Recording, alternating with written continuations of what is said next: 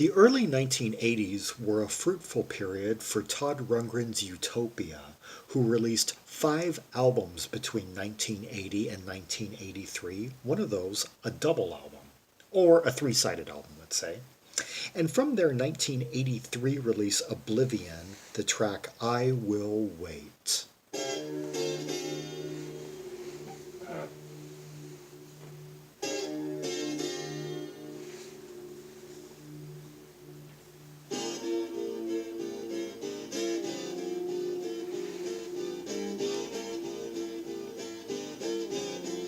Already, I like the mood that the key center and the key progression is setting up. We're going from like a sustained A minor to an F major seven, like back and forth. There was a time when all I thought that I wanted was someone to touch me like I thought everyone was touched.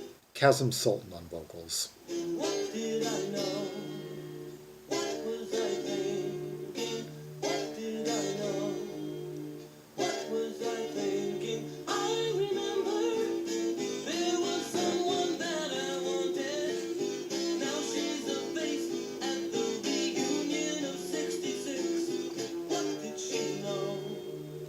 What was she thinking? And did she know that I convinced myself I couldn't survive?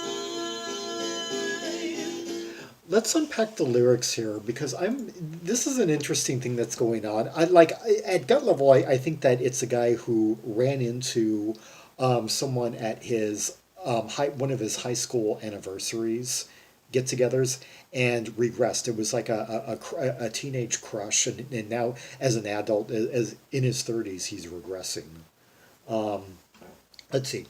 There was a time when I thought that I wanted was someone to touch me like I thought everyone was touched. What did I know? What was I thinking? Okay, he's thinking back to his teens, perhaps when he was still a virgin, and just trying to imagine what sex would be like. And maybe he was thinking about some girl in particular that he was hoping would be the first.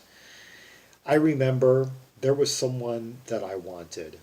Now she's a face at the reunion of '66. What did she know? What was she thinking? And did she know that I convinced myself I could? Oh, okay. He had he when he was a virgin and fantasizing about having sex for the first time. I'm trying to imagine what sex was like. He had a crush on a certain girl, and now he sees her all these years later at his high school reunion, and he's not okay. I guess he's not regressing. He's or so far what I'm gathering so far, he's not regressing. He's just thinking, oh, I once had a crush on her. To think I was once when I couldn't even fathom when I was trying to imagine what sex would be like, and I wanted God, what was I? Yeah, what did I see in her? And he's asking himself in his head, did she have any idea the kind of thoughts that I had about her? Did she have all the sexual fantasies, all the letting my imagination go wild, thoughts of her taking away my virginity?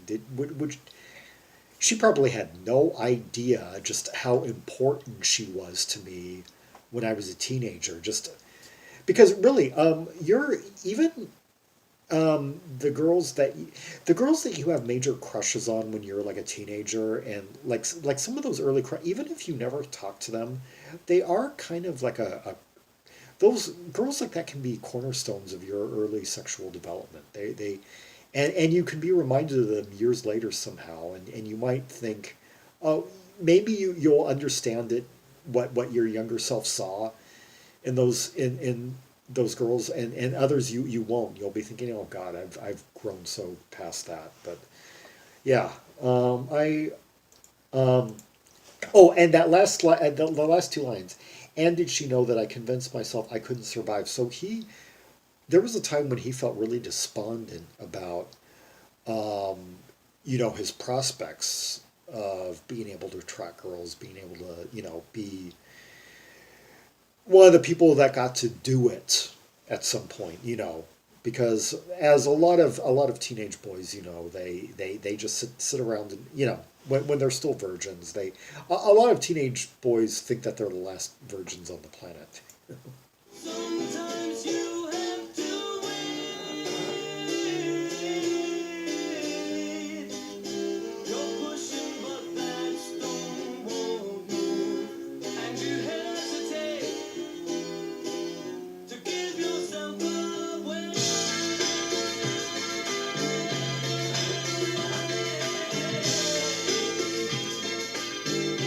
I love these sustains right here. The way these chords just fold out in those open cadences with that, those tones, those keyboard tones, those.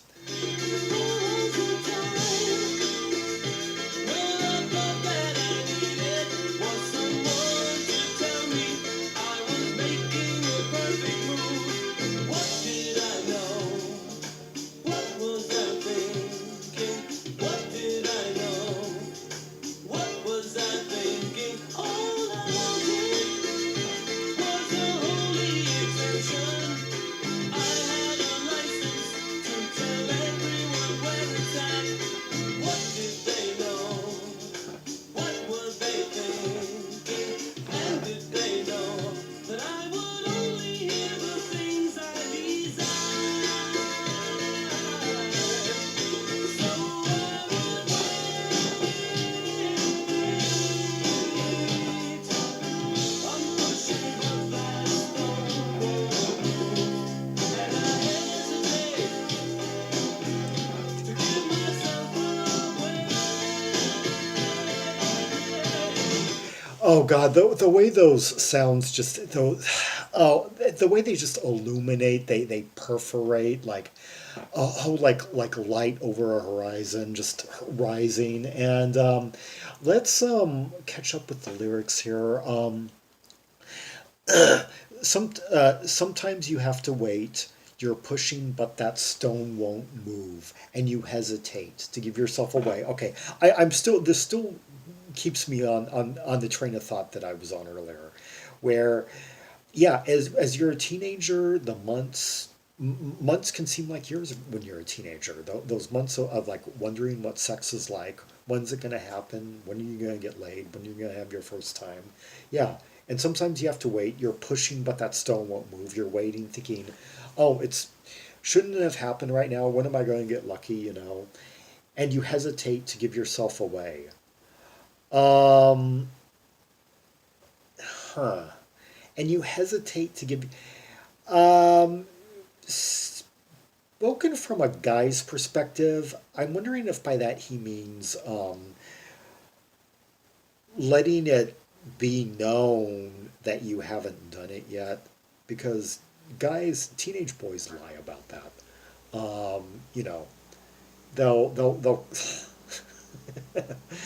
it reminds me of this episode of Quantum Leap where it becomes revealed that this boy is a virgin still, and some kind of frenemies of his play a prank on him where they're hiding, and he admits this to this girl he likes that he's about to kiss, and he's really nervous about it.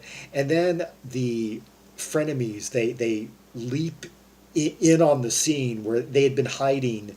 They come, and then they all start like, oh, laughing at him, kind of just making it one big joke. And then he gets all like embarrassed, turns beet red, and just runs out of the room. And one of the frenemies says, "Oh, I guess the mom comes on the scene or something." And one of the frenemies says, "If I had a mom like that, I'd still be a virgin." And the guy, the sidekick to the time traveler, I forget his name, the Dean Stockwell character, he who's there as a hologram. He looks up the kid's history or rap. I guess in this omniscient technology of theirs, they could know personal details about all their characters. He enters the kid's info and says, "Aha, you are a virgin, and you're gonna be for another 6 years." So the kid was lying. Um, Anyway, and that was back in the '80s. That I remember back in the '80s, it was quite common where I don't know about the '60s. I don't know about the era that Kasim Sulton grew up in. You know, as a teenager, him being born in like 1953, 54, huh, mid '50s somewhere. So he would have been in high school about. He would have been like in junior high about 17 years before me. And Now, and you hesitate to give yourself away. If this was sung from a female point of view, I would have a somewhat different interpretation of that line. But I'm going to have to say that it's probably about. Uh, if he says too much, people might figure out that he hasn't done it yet, and that's the kind of that's he doesn't want anyone knowing.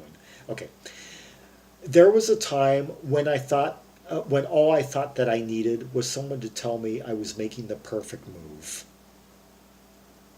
Okay, that's kind of yeah. Once again, I'm completely confident about where I'm going with all this. He wanted to know when he was waiting for that moment where he was alone with a girl and she was like giving him all the signs, all the green lights and everything, and that would let him know that he was finally, making the right kind of move. What did I know? What was I thinking? All I wanted was a holy exemption. I had a license to tell everyone where it's at. What did they know? What were they thinking? And did they know that I would only hear the things I desired? A holy exemption. Um, so his teenage lust in a was somewhat conflicted by his religious upbringing, perhaps. He wanted a holy exemption, so he wanted, an excuse from the Lord Almighty to, you know, explore his, to have sex before marriage, to try it out without feeling like he was going to hell for it. Um, and did they know that I would only hear the things I desired? So, despite the religious upbringing, his lust was getting the better of him and he just couldn't help himself. So, I would wait. I'm pushing, but that stone won't move. And I hesitate to get myself. Oh, now I'm starting to think that maybe his religion was kind of holding him back somewhat. He wanted to, but at the same time, he wanted to honor his faith. Maybe now this is kind of taking. Now this is moving the slight. This is slightly realigning the meaning somewhat. He was a horny guy who was crushing out on that girl that he saw at his high school reunion, and he had all these lustful thoughts and but he was conflicted by his religious upbringing. Okay.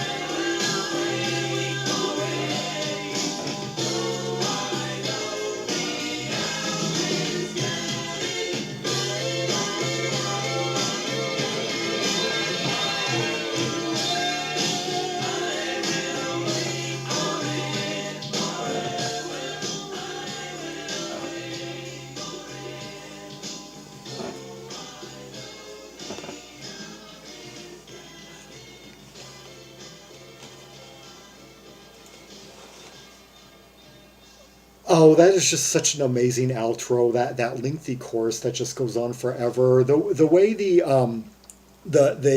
underlying chords just go through that plunge, and the way that he extends his note, um, like on the word late, and the that one line, though I know the hour is getting late, is a real powerful one because it doesn't just mean late in the day or late in the hour. It means getting too late to do something before that chapter of life passes by and the whole opportunity. Yeah, and there was a time when all I thought that I wanted was to live in a world where everyone knew what love is for. What do I know? What am I thinking? Nobody knows that the hour is getting. Okay.